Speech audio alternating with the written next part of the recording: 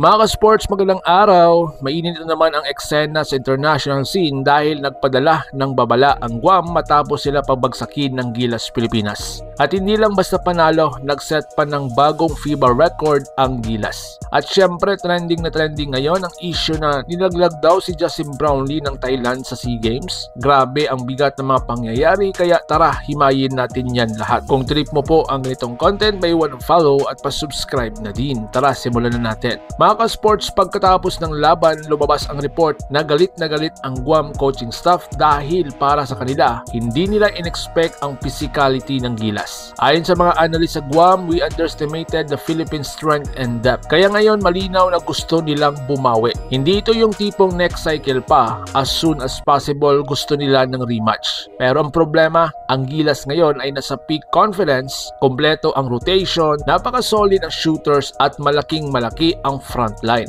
So mga ka-sports, ito ang pinag-uusapan ngayon. Pinakamaraming blocks in a single qualifiers game, pinakamaraming players in double digit ang efficiency, at pinakamalaking winning margin versus Guam sa qualifiers history. Kaya mga ka-sports, hindi po ito biro. Ibig sabihin nito, hindi lang basta panalo, kundi dominance ang pinakita. Partikular na nabanggit sa report ang big man natin na si Quintin Melara-Brown or QMB na halos hindi mapigilan ng Guam. Add mo pa sina Brownlee, CJ, Dwight at KQ, kompleto ang galawan. So mga ka-sports, aminado ang Guam players. We weren't prepared for their size and strength.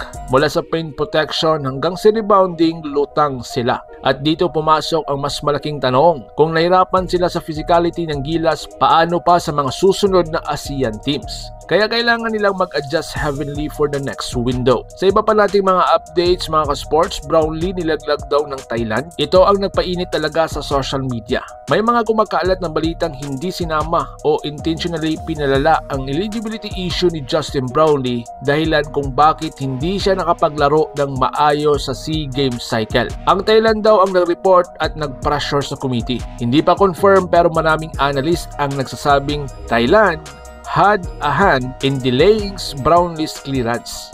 Kung totoo ito, abag grabe. Pero good news mga ka-sports, malinaw na cleared si JB ngayon at parte siya ng strongest Gilas lineup natin recently. So mga ka-sports, anong susunod para sa ating national team na Gilas Pilipinas? Ngayon, nasa magandang posisyon na po ang Gilas dahil nga tumataas ang FIBA rank, may bagong record, solid rotation, walang takot sa physicality. Ang importanteng tanong, kaya ba nating panatilihin ito hanggang World Cup 2027 qualifiers? Sa nakikita natin ngayon sa first game, possible yes. Kung tuloy-tuloy ang chemistry ng Gilas, pwede tayong maging top 3 sa Asia sa susunod na taon. Kaya mga ka-sports, ano sa tingin ninyo? May pag-asa ba ang Guam sa rematch? At sa issue ni Brownlee, palagay ninyo ba may politics sa likod nito? Comment your thoughts below. At don't forget to like, subscribe, and hit the notification bell para updated ka sa lahat ng Gilas content. So paano?